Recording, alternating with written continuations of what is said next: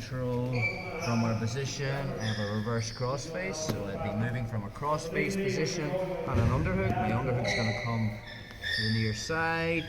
Reverse crossface comes to this side. I cut a slight angle, cover this in the triangle system, and then I just punch this through a little bit. Cut a little more angle to get on the power line. Crippy's right hip and his left shoulder, and then we brought that back to that hand.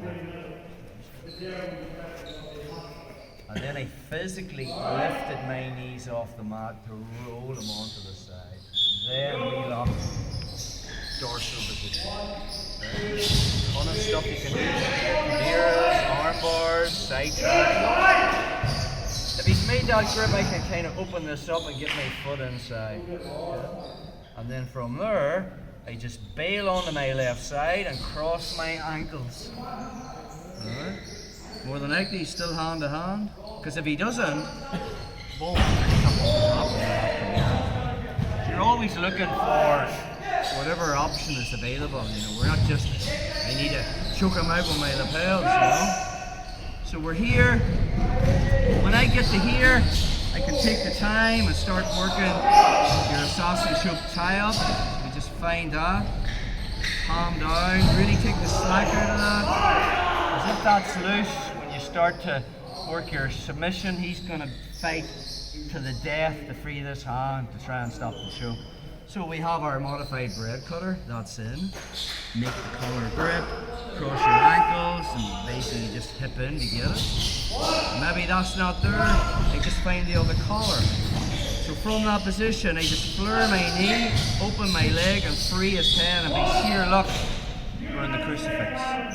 So we talked about we can shut down that butt scoop escape if I can get my left leg in front of his, but that's quite difficult to get. So we can just keep this, it's no problem. And we're going to show you on Thursday, there's a really cool submission. If he does scoot forward, we can do something else horrible to him. But let's just say from this position, I opened up my lapel. It's really all about keeping the back of Crippy's head on my belly. If he goes down too low, it's difficult to get the lapel around his head, and you figure this out as you go along, but you can make an adjustment, you can find the back of the collar, pull him up slightly, and I'll hip under and make my adjustments. So we opened up the collar, and the end of the collar. Again, that's a really good detail about pulling this out. Leaning back. We need the V part of our gi out of the belt.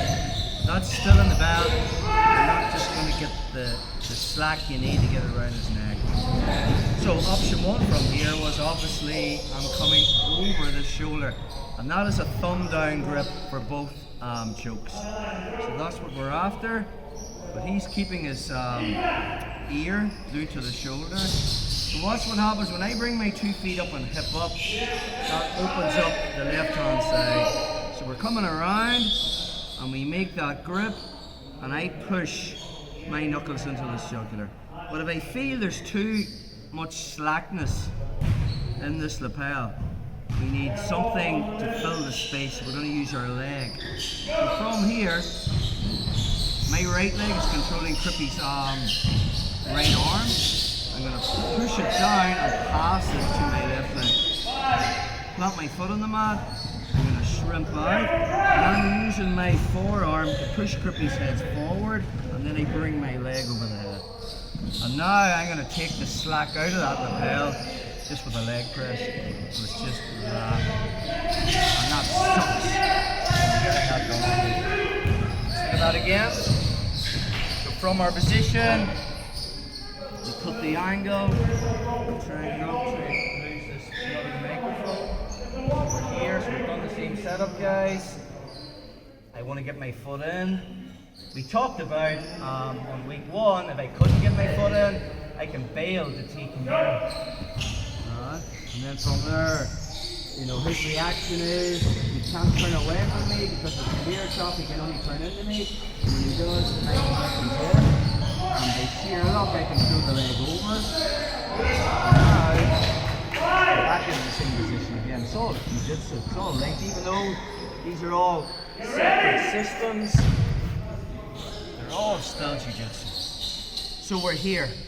The Crucifix, I do prefer this, to be honest, because I like 2 legs scissoring, controlling that arm. So now we want to tie up 2 arms, so all we have to get past is a tuck chin. So from the Chimera trap, we open this up, we take our time, making that a rope, taking the slack out of it, okay? From here, grab this. Good. Now, if I get into my position and the head's free, I can bypass that part and go straight into the Crucifix position. So, once we're here, just using our lapel, free it out. We can bring it right around this time, but if there's too much slack on it, and I don't want to be feeding it and letting go and trying to get another grip. It doesn't work like that. That grip with the thumb down stays here the whole time. The minute I get it around, I never let go of it, because now he can start to get his chin underneath it. So once we're there, we're just going to switch control from our right leg to our left leg. So watch, I just pass my right leg down and windshield wiper my left foot inside. I'll do that again. So you notice my left leg is underneath. Okay, my left thigh is underneath his right armpit. I flare this out and just bring that inside. Once I'm there, I can plant that foot on the mat and hip escape back. Notice the way Crippy's head is quite low down. And unless you're a contortionist or very flexible, it can be different to get your right leg over. So I'm using my forearm to push that head up, and then I bring my leg over. Okay, and then it's just a lot, guys.